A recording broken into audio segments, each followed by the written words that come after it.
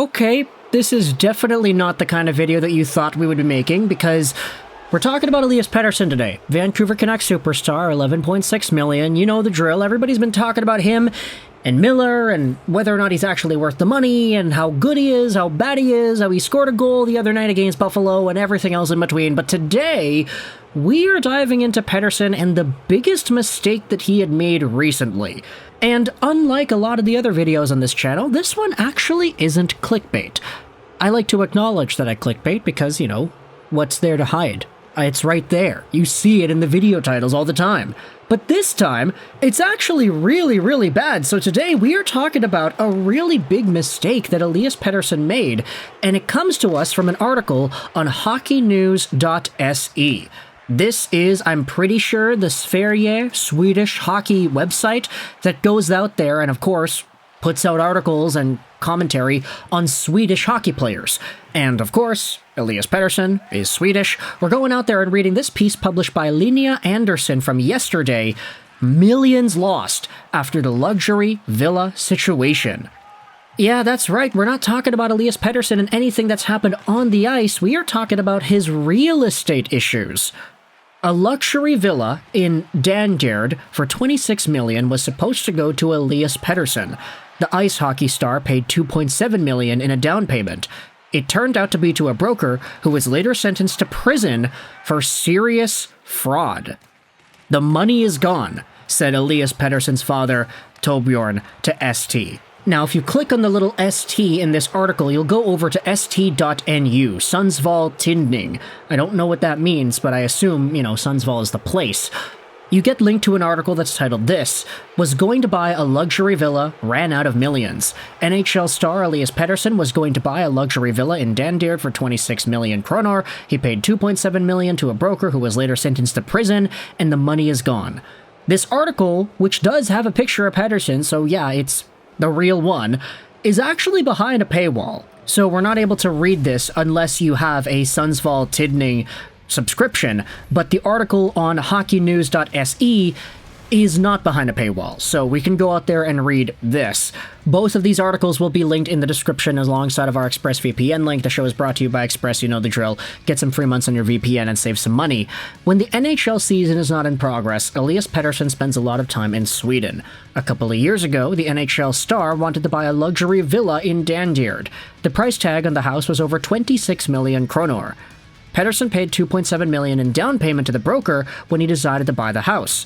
But it didn't turn out as Pettersson had imagined. The house turned out to have several flaws, which led the NHL star to regret it. The flaws would be very costly for Pettersson. The agent feared that the main building, among other things, would need to be moved or demolished because the house was larger than the building permit allowed.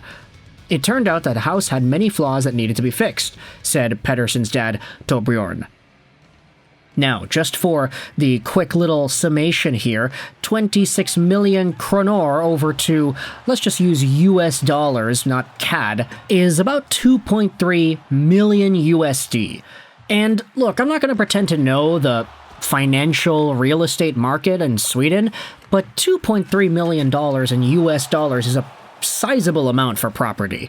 Elias Pettersson, of course, I mean, he's making $11.6 million a year, so maybe it's not that big of a deal to him, but he ended up buying this place, or he wanted to buy this place, and put down a $2.7 million Kronor down payment. $2.7 million, if you wanted to do the math on that. Okay, what is the dollar amount there? Pettersson put down 245,000 US dollars as a down payment to a broker to get this place. It's interesting because the article then says this, effed in the district court. This is, of course, translated from Swedish to English, so maybe the verb that they use is actually different. The seller of the property protested when Pettersson wanted to cancel the purchase, and the dispute ended up in the district court. The district court concluded that Pettersson did not have to pay any damages, and he was allowed to cancel the purchase. However, he never got his down payment back, nor did the seller get the money. Where the $2.7 million down payment went has not been proven. Before it supposedly disappeared, it was in an account. That account was one that the seller's real estate agent checked. That particular agent later turned out to be a fraudster. That broker was then sentenced to prison for aggravated fraud. The sentence was 6 years. This after the broker allegedly defrauded other real estate speculators in similar real estate transactions of millions of Kronor. It is noteworthy that Pettersson's house deal in Danderyd is not included in that ruling. It is unclear whether that deal will lead to anything further against the broker. Just forget about it and move on, says Torbjorn Pettersson. Petey now lives in another house he had bought in Stockholm during the summer. And so with this in mind, I mean, look, he makes $11.6 million a year. It's not like a $200-something thousand down payment getting missing is the biggest problem in the world for Elias Pettersson, but still, the guy lost out on $250,000 of a down payment for a place that he has no idea where it's gone. The broker involved in it was sentenced to prison, the seller of the place did not receive the money, Pettersson himself didn't get it back. I mean, this is a total colossal mess of a situation in Sweden, and it's one of these things where, I mean, it's so weird and bizarre to talk about a hockey player's financial situation like this, but Elias Pettersson really just got cheesed here. Like, did he make a mistake by trusting this broker and going through the entire real estate process with this dude, or did he just get screwed over? Honestly, it's really hard to fault Elias for this situation, even though the guy that he hired, it seems like, to go through with this process was a fraud. The house didn't come as advertised, there were so many problems with it that he wanted to cancel his purchase, and it even went so far as to going to court. District court for Elias Pettersson and the seller of this property, where they concluded that Pettersson didn't have to pay the damages and he was allowed to not go through with the purchase. But that down payment, though, this is kind of scary. Like, of course, Elias Pettersson is maybe one of the few people on the planet that doesn't need to worry about stuff like this, but what about for the average Joe? This could be seen as a big reminder, hey, make sure you're dealing with trustworthy people when you're buying houses, when you're getting property. Sure, Elias Pettersson makes $11.6 million a year, and the down payment that he lost was $250K. But what if you are a random Joe, and that $250,000 is like 3-4 years worth of savings that you were able to accrue? Imagine losing out on that. I don't know if there's any like fraud insurance or whatever that goes on in Sweden. I'm not really too educated on a lot of this stuff, but even I know that that's a really fishy situation that you should probably try your best to avoid. So, yeah. Elias Pettersson, eh? He got screwed over real hard here, and I feel really bad for the guy.